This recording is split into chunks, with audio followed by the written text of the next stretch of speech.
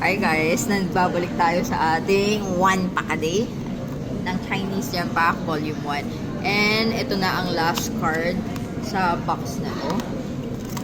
Spriga dito. Tignan natin kung tsambahin tayong makakuha ng dalawang full art sa box na to. Because ang nakuha natin na full art last time is si Crocalure. Ngayon, again, meron tayong 4 cards sa loob ng isang pack.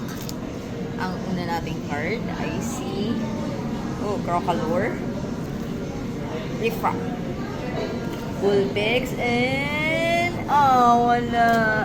May jewel stamp na Sudowoodo.